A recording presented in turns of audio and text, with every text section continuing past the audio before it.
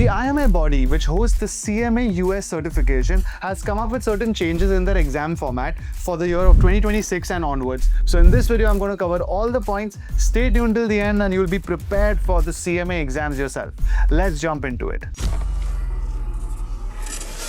So earlier, both the parts had what we call essay-based questions, wherein it was more of a subjective-oriented answer.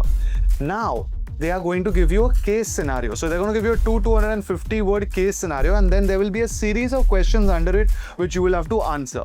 In the May and June window of 2026, you as a candidate, if you're giving the exam, you can choose whether you want to go for the old essay-based questions or the new case-based questions. But from the next window, which is the September-October window, you have to give the case-based questions. Well, the ICMA or the IMA body is a global body, right? So they look at the actual world, what is it that businesses require, what is it that professionals sort of need to adapt to, and they realize that, okay, the better way to help us not only pass the exams but understand the world, interpret these kind of scenarios, analyze them. For all of this, they feel that this new case-based question is actually a better approach for us as candidates. No, it will not make any difference to the rigor. You will have to still put in the same effort of studying and the same effort in the exam, because at the end, the value of the professional is going to come from what have you sort of gone through when it comes to the training of these exams. So no, nothing is going to change in the rigor. No, doesn't matter which format, and that also it's only for the May-June attempt. So no, it's not going to matter. You can take either.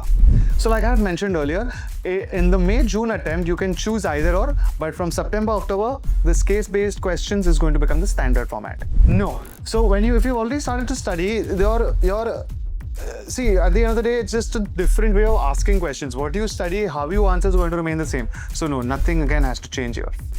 So here are the things that are going to remain the same. The exam length, structure, multiple choice questions, and the price is going to remain the same. The content, topics, and learning outcomes is going to be the same.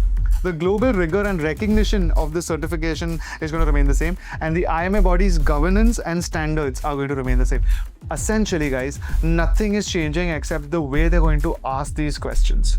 So here is the change, guys. You've got to focus on conceptual understanding rather than rote learning or memorizing or just mugging up what you've done, right? So practicing how to explain what's happening in the answer is better than just performing some calculations. The why, and this is how the real world works, guys. When you go out, nobody's going to give you money or even value for solving some Excel calculations.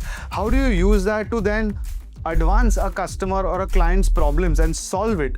That is what actually has value in the market, and that is what this case-based format is trying to teach you. Yes, this is one thing you'll have to do, and you have to do it before 31st March 2026. You will have to re-register, but the good part is there is no additional cost to this. So guys, this is the big change for the CMA US certification. As always, if you found this valuable, give us a thumbs up, follow us for more, and best of luck for all of you guys who are giving the CMA exam in 2026.